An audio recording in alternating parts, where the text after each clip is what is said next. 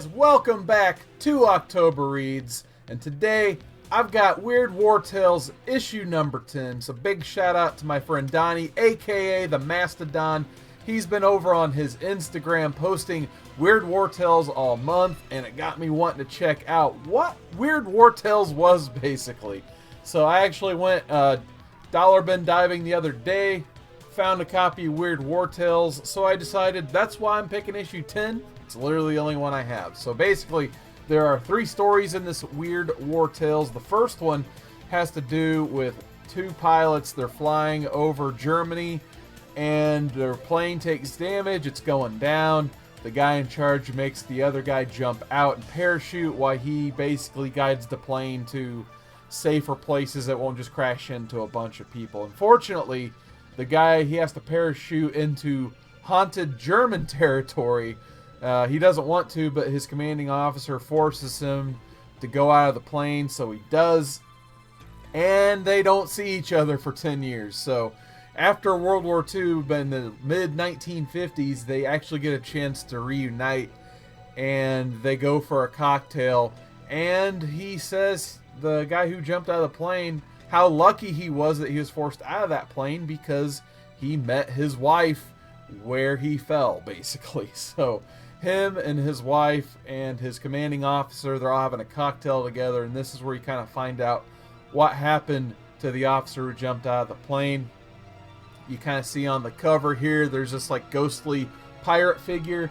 Turns out that's a fake ghost. That was made to scare off the Germans when these French people were in this territory trying to hide out during the war. But the real ghost, that turns out, is the wife. So somehow she is this old ghost from the 1600s. So when the commanding officer figures this out, he thinks the guy's full of crap. He's like, "You're admitting you married a ghost. How is that possible?"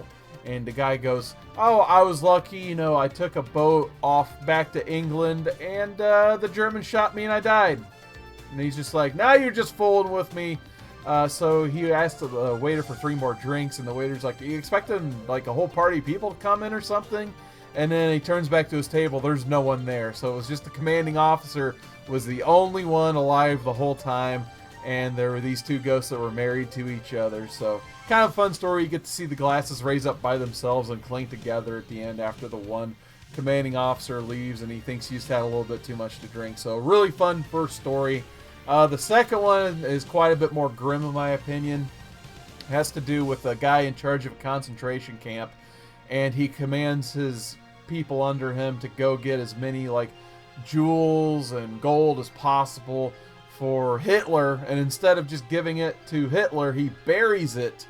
And after he buries it, that's when the Americans show up and free the concentration camp. But the guy, he tries to get away. He gets captured and in prison for 25 years, but the hope he has in the prison is that he really hopes he can get out and recover his buried treasure.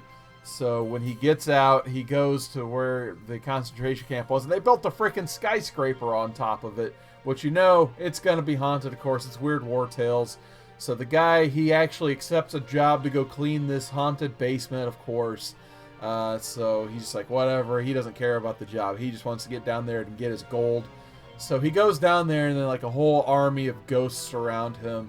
But he's still digging, and he gets what looks like a thing of gold. He is hysterically laughing. But then you cut to the guy who gave him the job. He goes down there. The guy has nothing in his hands. He's just gone crazy from the ghost, basically. And then the third story was just a couple pages long. Kind of the similar one as the second one. Another case of a prisoner of a concentration camp, except they basically get control of a gargoyle and liberate the camp with the gargoyle. Just really quick, short, and sweet. So this was actually a lot of fun. Reading a Weird War Tales. I've never had any chance to read these before. I didn't know anything about it.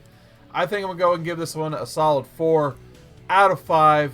A lot of fun, but once again, kind of like some of these other old tales, and me being a modern reader, I'll be honest about that.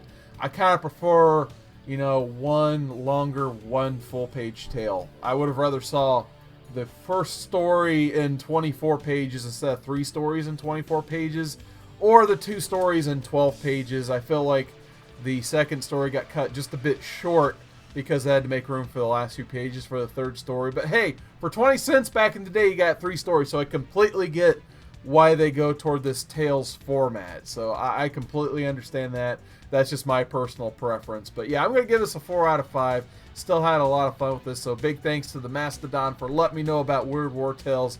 And thank you guys once again for checking out October Reads.